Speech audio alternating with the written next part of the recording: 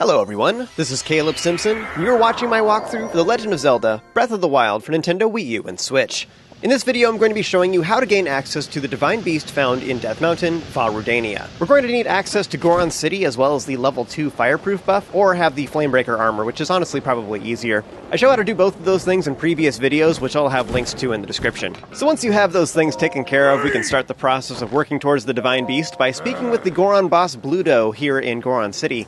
He explains that Vah Rudania is preventing their mining operations, and is it just my imagination, or do the Gorons have the same exact problem every single time? I swear, the history of the Gorons must be pretty boring. They're like, and then the mighty beast came and invaded the mine.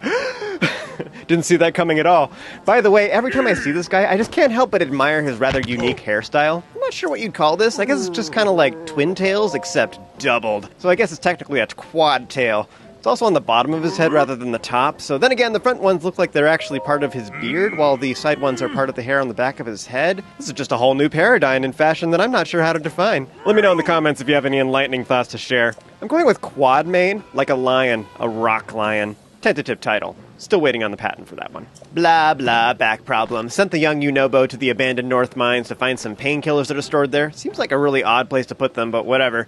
Hasn't been back in a while, but surely everything's fine. I don't know why you would suspect anything else. Except for the fact that, this is an adventure game! See, this is like the Murphy's Law of video games right here. Gee, I wonder where my quest-related nephew ran off to. Funny you should ask. This will update our quest marker, and you can warp to the nearby shrine to shave off a little travel time if you're feeling extra lazy, but you do also have to wait for the loading screen, so I'm not sure that really helps. One oddity about loading screens is that they're generally faster on the Switch version of the game. However, I have heard that both the Wii U and Switch version tend to handle different parts of the game better, so technically this loading screen could be faster on either one. So you can follow the North Road here to reach the abandoned North Mine, and along the way you will encounter a bunch of Octoroks. There's several different types of Octoroks in the game, and these rock variety are found mostly near Death Mountain.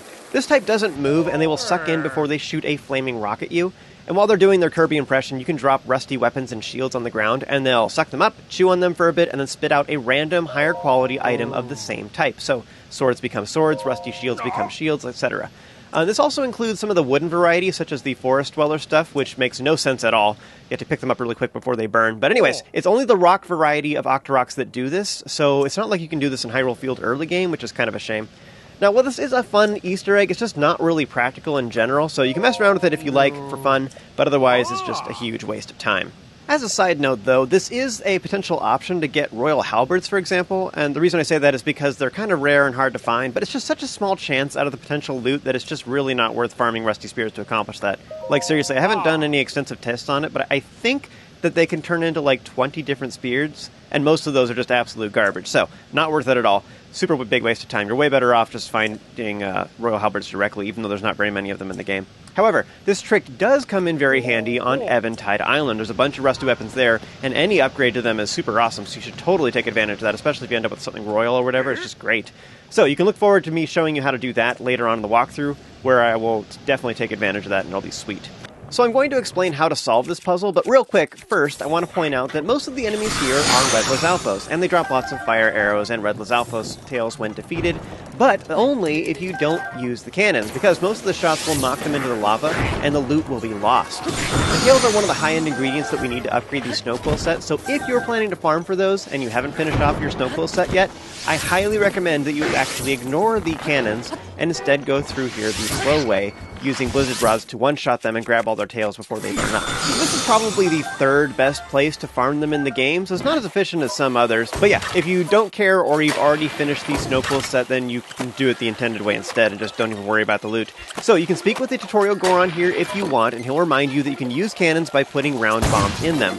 We had some things that were very similar to this that we had to do in one of the shrines on the Great Plateau that worked the exact same way, but it's been a long time since then, so it's not surprising if you don't remember that. Otherwise, the new thing here is that we can hit levers to rotate the cannons and aim them at different things. This whole area is just a puzzle where you basically have one or two things you can shoot at that will lead you along a linear path that kills most of the enemies in your way.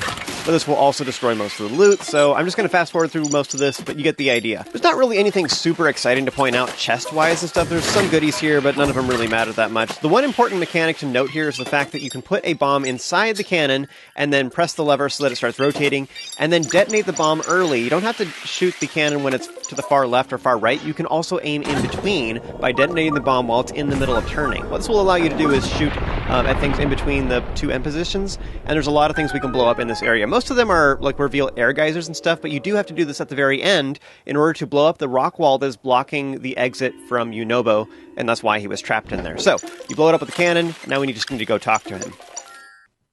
Oh man, oh man, oh man, what am I gonna do?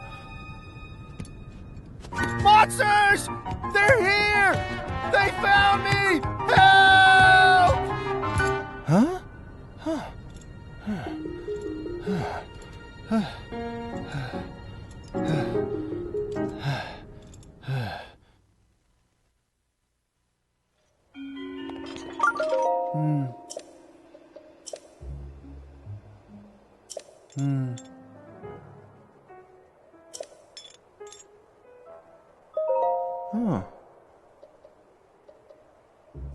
Whew.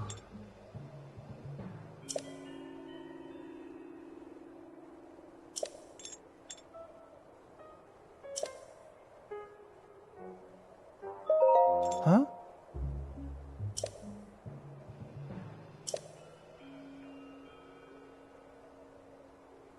Oh.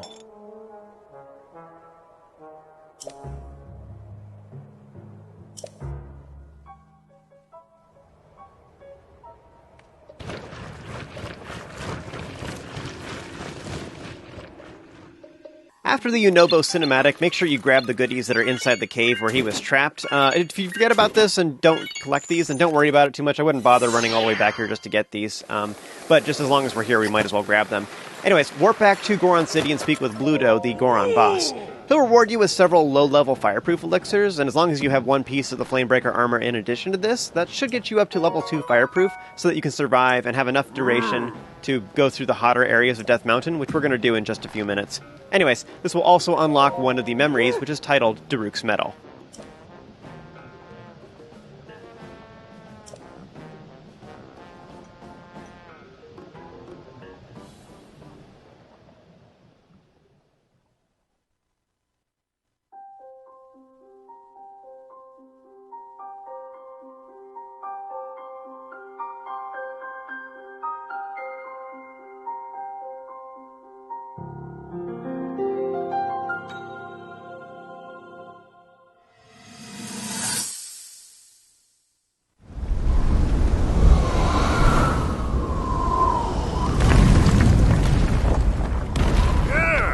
I think I'm finally getting the hang of controlling this divine beast. I tell you what, sure is a blast piloting a toy like this around. Let those other champions know they better eat their gravel if they want to keep up with Daruk. Speaking of which, can you believe this view? Just look at all those delectable rocks sprinkled on those mountains. Mighty tasty. I may not know a whole lot about this Calamity Ganon thing, but mark my words, I'll protect this land of ours to the death. Right, little guy? Hey, by the way, congrats on becoming the princess's appointed knight. That's a really big deal, protecting the king's daughter. No pressure. Seriously, though, the princess is a strong personality. So strong, she can't quite see the range for the peaks. Remember that, and you'll be fine. Huh? What the?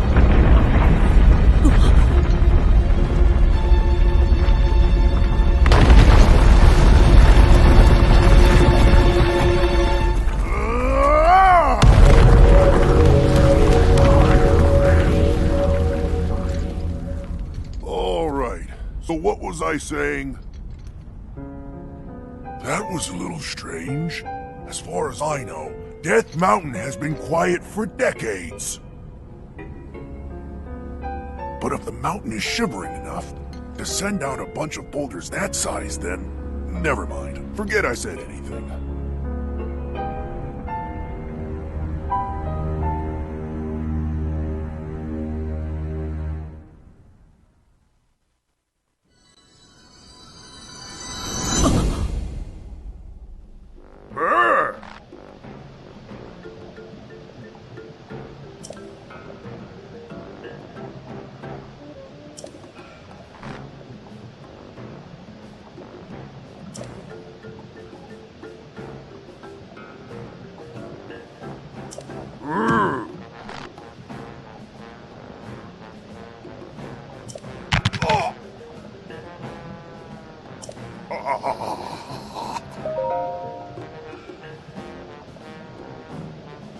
Alright, when all the festivities are complete, you can finally continue on with the main quest. Bludo says we need to meet up with Yunobo over at Eldin Bridge, and if it's not there when you arrive, you can find it atop Gerudo Mesa in a different Zelda game.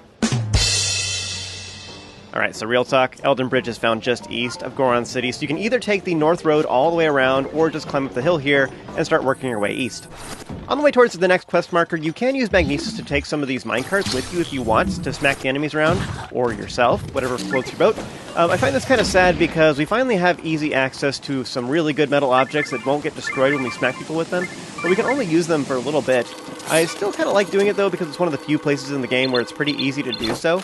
Along the way you will see the Dakako Shrine just north of the road, so make sure you activate that in passing at the very least. Up ahead you'll see a quick cinematic of Yunobo being harassed by a couple moblins, and I don't know why, but it just makes me really happy that once this cinematic ends that my minecart lands on top of my head. I'm just going to fast forward through all this. This was actually kind of a rough fight for me. By the way, I'm not entirely sure about this, but I think you might do sneak strike damage using Magnesis if the enemies haven't discovered you yet. It just seems like it does more damage if they don't see you. Meanwhile, if you're already discovered, then it's just kind of awful damage like it is in this recording. Maybe it's just my imagination, or maybe it just feels that way because lower tier enemies will die instantly, and then everything here has so much health that it shows just how little damage the flat damage of Magnesis actually is. Huh?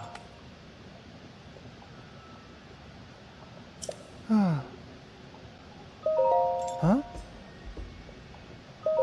Huh.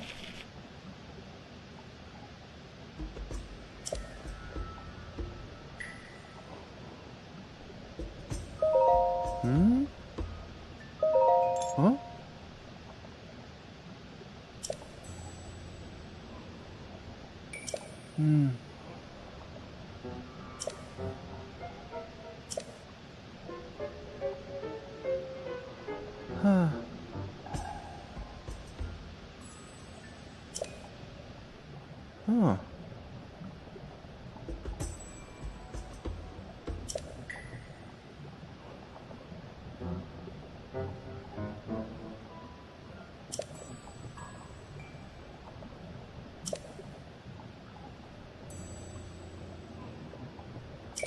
Oh. Oh.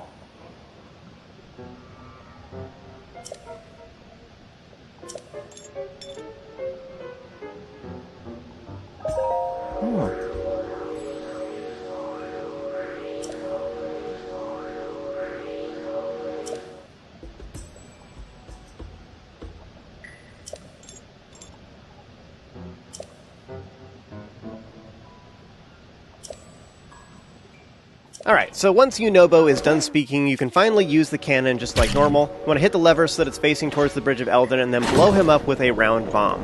Once the cinematic is done, you can grab the minecart with Magnesis if you brought it with you, and go across the bridge. I recommend you save your game here. However, just know that if you load your game, then any metal objects that you move will go back to their starting positions, meaning that the minecart will reappear back down the hill, which is very sad.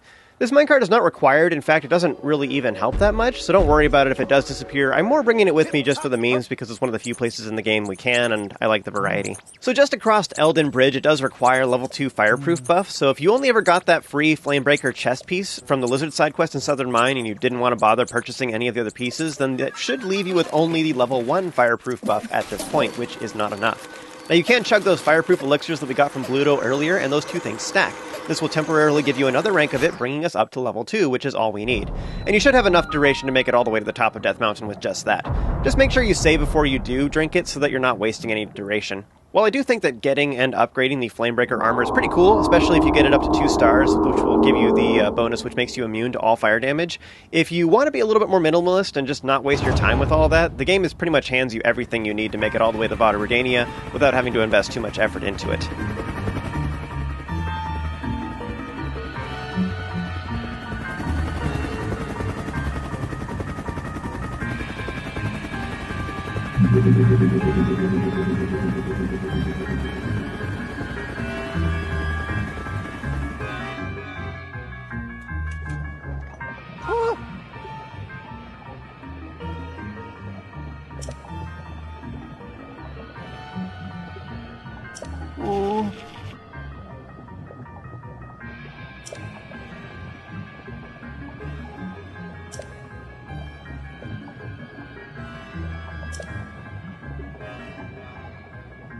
So once you finally have some dialogue options with Yunobo, you just need to make sure you select Whistle, because all the other options don't work. We have some Wind Waker mechanics right here, man, although not quite as painful as that game. For this stealth section, we just need to make sure that neither one of you gets seen by the lights from the sentries, and you can whistle by pressing down on the D-pad whenever you want to toggle Yunobo between holding position or following after you.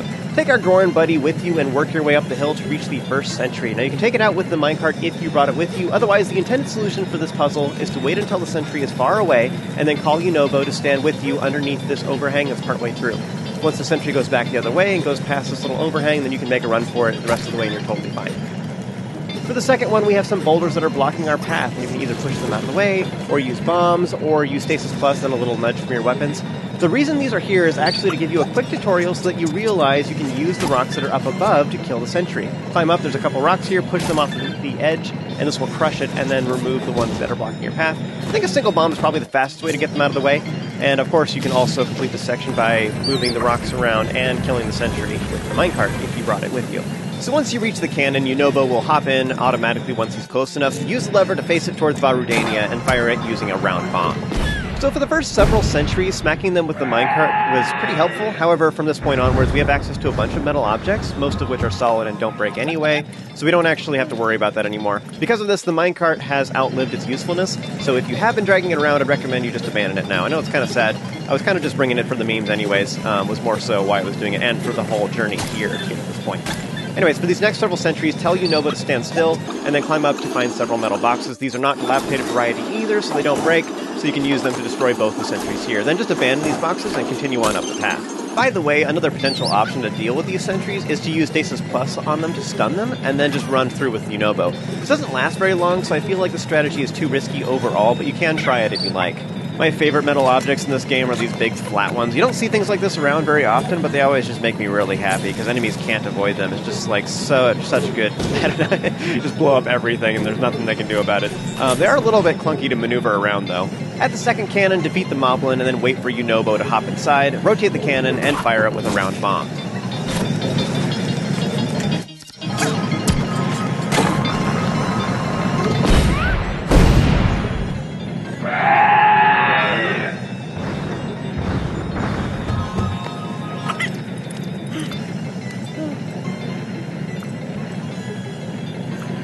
By the way, a lot of these puzzles can be bypassed. You can just sneak past these guys with Yunobo. I'm showing that here just to make the point that you don't have to kill these guys. This particular puzzle can be completed as well by simply throwing a bomb inside the air geyser. And I find this a little bit funny because usually bombs don't do that much damage to enemies, but these ones take extra damage from them. So just so you know, that is an alternative throughout this whole mountain. It's kind of like how the Yiga guys took extra damage from sneak strikes in the Yiga hideout.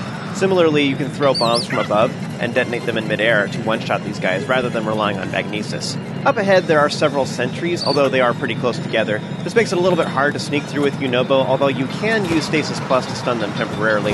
I recommend you take these ones out, though. It's just kind of risky otherwise. You can throw bombs into the air geysers, but you'll have to wait until the sentries patrol into them before you detonate. Alternatively, you can just climb up and use the metal boxes to take them out. Just do whatever one sounds like more fun to you. At the end, we have more moblins. Just use whatever you like to get rid of them. Quick comment here is I did accidentally knock one of them too close to the edge, so he went sliding down the hill after I killed him. I guess I'm just saying goodbye to that loot. Afterwards, wait for Yunobo to hop into the final cannon, rotate it, and fire it using a round bomb to complete Death Mountain. As a reminder, once you unlock a Divine Beast, you will temporarily have the ability to warp back to them, so if you need to nope on out of here and do more prep or complete more shrines to get more hearts, you can totally do that. As always, huge thanks goes to all of my Patreon supporters for helping to make this possible. And if you enjoyed this and found it helpful, be sure to throw a like on it, subscribe, and stay tuned for more content just like this. Remember to stay awesome, have an amazing day, and I'll see you guys in the next video where we'll be tackling Vah Rudania.